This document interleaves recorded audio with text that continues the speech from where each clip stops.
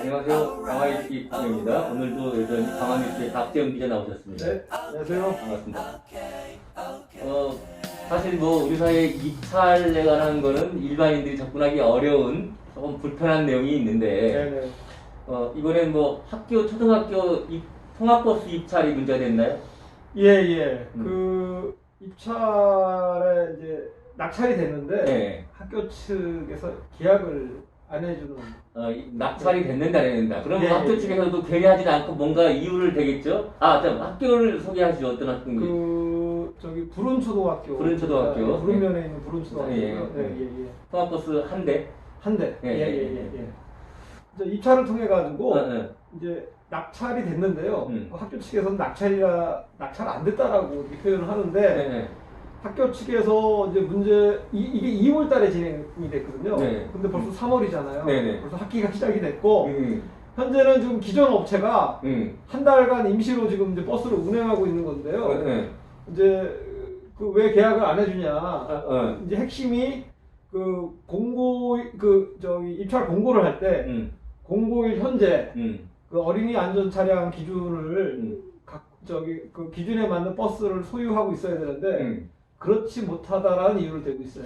그러면은 저도 뭐 입찰 전문가는 아니지만 실제 볼 때 입찰 낙찰을 결정할 때 네. 이미 그런 문제점을 지적을 하고 예. 낙찰을 보류했어야 되는 거 아닌가요?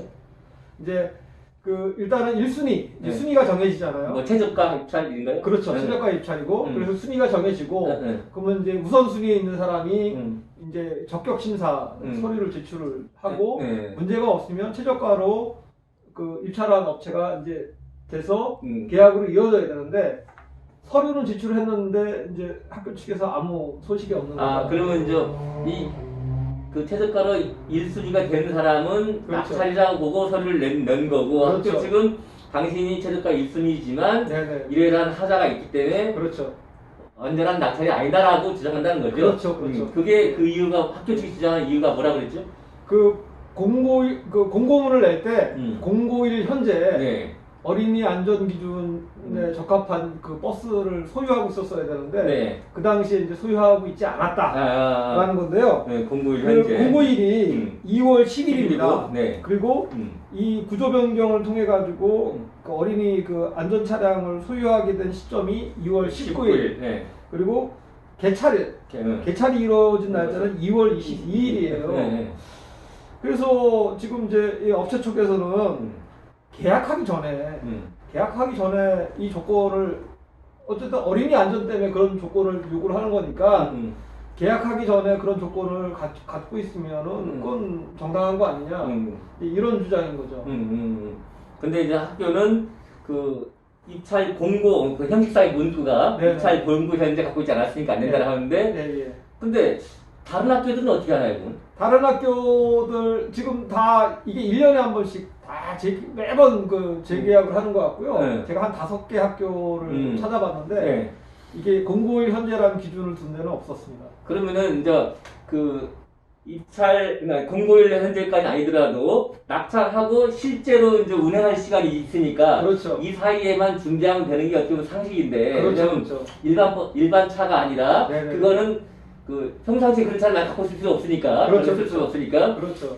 그거 되면은 준비해도 되는데 그렇죠. 굳이 이런 공고 기준을 둔 거는 조금 석연치 않다라는 거네요. 석연치 않고요. 또 하나가 당초의 공고는 어린이 이 안전 차량을 2대를 요구를 했어요. 실제는 한 대만 필요한데. 그렇죠. 그거는 과하게 요구한데 왜 그것도 이유가 있을? 그래서 이제 공고가 나고 이제 입찰이 진행하기 전이니까 이제 업체 쪽에서 항의가 들어왔죠. 아니 저 한 대 필요하면 한 대만 해야지 왜 2대라고 하느냐. 그래서 공고문을 바꿔요. 그건 받아들였네요. 네, 받아들여가지고 최초의 공고가 2월 8일 날 났었는데 이제 재공고로 해서 2월 10일 날 났죠. 그런 것도 좀 석연치가 않은 거죠. 네. 아까 박정희 기자 말씀 중에 네네. 이게 학교 측이 이 낙찰자를 인정하지 않으면서 네. 계약을 했고 그러니까 네. 과거의 거래 업체한테 예. 임시로 지금 운행하고 있다고 했는데 예. 임시 운행은 교장이 마음대로 할 수 있는 건가요? 임시 계약은? 그거는 이제 수의 계약으로 네. 한 달간. 근데 그거는 가능한 것 같습니다. 어떤 제3자 입장에서 보면은 네네. 낙찰한 업체한테 임시 수익약 한 달짜리를 줄 수도 있는데, 네네. 아니 제3자한테도 줄 수 있는데, 그 전 업체한테 준다는 것은 제3자가 볼 때는 약간 그 업체하고 유착 관계가 아닌가라는 의심을 사게 하는데요. 글쎄요, 그거는 이제 그렇게 의심을 할 수 있는 상황인 것 같고요. 그다음에 이제 그 한 달간 운행하는 것도 비용을 줘야 되잖아요. 그렇죠. 그 비용도 좀 상당히 비싸게 준 것 같아요. 아, 그러니까- 그 정상 비용보다. 그렇죠. 이제 그 한 달에 하루에 음. 예를 들어서 뭐 한 30만 원 정도가 평균인데 네.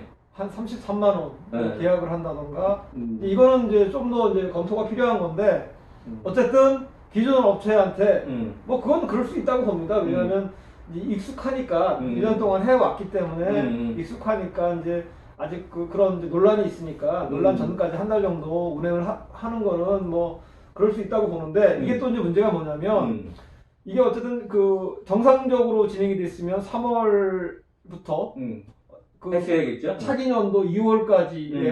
그러면 업체 입장에서는 한 달을 손해 보는 거예요. 그렇죠. 그러면 그 낙찰 받았다고 주장하는 업체는 그 이의 제기를 하겠네요. 예를 들면 뭐 다양한 뭐 상급기관에 민원을 내거나 뭐 민원이나 뭐 아니면 뭐 손해배상 청구를 한다든가. 그렇죠. 뭐 그럴 수 있는 거죠. 그럴 수 있는 그런 걸 좀 검토하고 있겠네요. 예. 근데 제가 봐도 이제 중요한 거는 그 문제 삼는 학교에서 문제 삼는 그 기준이 굉장히 핵심적인 거면은 이유가 된다고 봐요. 예를 들어서 아니 어린이 차량인데 어린이 안전 기준이 미달됐다든가 뭔가 아니면은 과거에 이렇게 계약을 체결해 놓고 그런 여러 가지 그 조건 위반 사항이 있었던 업체라든가 특별한 이유가 있으면 모르겠는데 공고일 현재를 안 맞췄다고 그걸 시위를 거는 거는 저는 조금 납득하기가 어렵고요. 그리고 과업지시서가 있어요.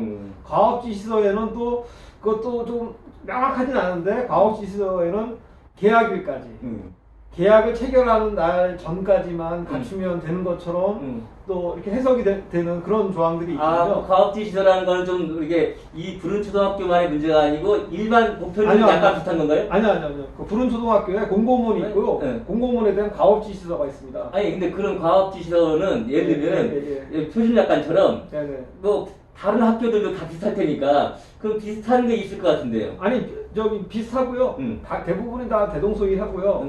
근데 이제 부른초등학교만 좀 유독 공고문이 좀 희한한 거죠. 그러니까 제 생각에는 그러니까 이제 박재훈 기자가 이 사건을 기사화했을 때는 그러니까 다른 학교들에도 이런 입찰 과정에 보편적인 문제 제기가 될 수 있다고 생각해서 이 사건을 다뤘을 텐데 그 뭐 보편적인 기준으로 볼 때는 어쨌든 실제 운행 기간 전까지 그런 과업지시서처럼 요건이 갖춰지면 될 텐데 왜 굳이 과하게 핵심 요건이 아닌데 그렇죠. 그런 것은 이런 석연치 않다. 학교 입찰 과정에 문제가 있다. 그래서 제가 제목을 수상한이라는 표현을 썼습니다. 이제 수상한 뭐 석연치 않은. 그러니까 딱 들어서 납득이 되는 이유라면 모르겠는데 그런 이유를 대지 못하고 있고 문제는 결정적으로 안 만나주고 있어요. 근데 취재에도 응하지 않고 있죠. 제가 지난주 금요일부터 이제 취재를 요청을 했는데 그 매번 이제 전화를 할 때마다 이유가 자꾸 바뀌어요. 뭐 처음에는 바쁘다고 학기 초래해서 바쁘다고 하고 그다음에 교장 선생님이 뭐 어디 출타 뭐 했다고 하고 그래서 알았다. 월요일날 약속 잡자. 그 월요일날 또 전화를 했더니 뭐 코로나가 또 해서 코로나 때문에 안 된다고 하고 그러면 코로나가 저 이유가 되면은 저 아이들 다 학교한 다음에 만나자거나 아니면 밖에서 만나자 뭐 이랬는데도 나중에 또 전화가 와서는 이제 뭐 계약이 진행 중 잘 이해가 안 되는데 계약이 진행 중에 있어서 아직 완료가 된 게 아니어서 그 저기 만나지 못하겠다.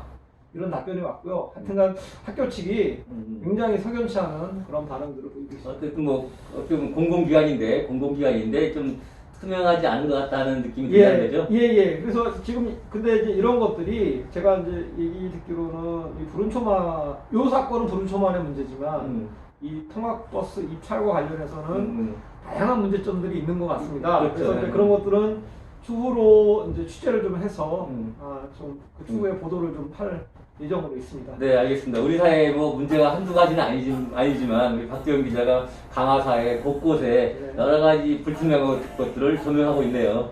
그럼 다음에 조금 더 내용을 더 보강한 내용들이 나올 걸 기대하겠습니다. 네. 오늘은 강학 구릉초등학교의 학교 통합버스 입찰에 관한 문제점을 살펴봤습니다. 고맙습니다.